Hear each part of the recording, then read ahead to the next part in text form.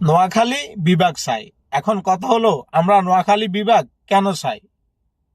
কুমিল্লা থেকে কি আমরা পিছিয়ে, না আমরা এগিয়ে?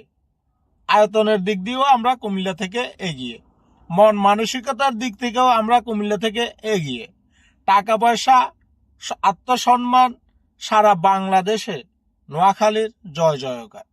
নোয়াখালী একমাত্র ধনী জেলা পুরো বাংলাদেশে। আর কুমিল্লার আছে কি? কুমিল্লাতে জেলেই দেখবেন মাতৃভান্ডার, কুমিল্লার মাতৃভান্ডার। এই ছাড়া কুমিল্লার আর কিছুই দেখতে পাবেন না।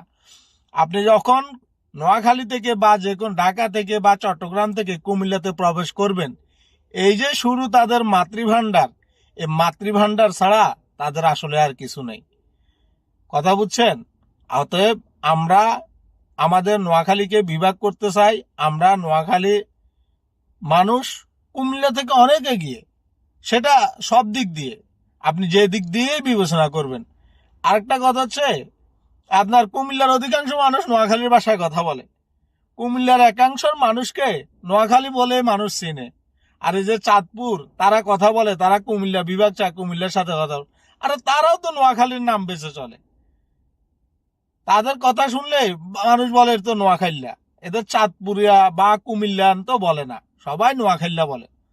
অতএব আপনারাও আসুন, নোয়াখালীকে বিভাগ বাস্তবায়নে আপনারাও কাজ করুন। আপনারাও নোয়াখালীর অংশ, কারণ আপনারাও তো নোয়াখালীর ভাষায় কথা বলেন।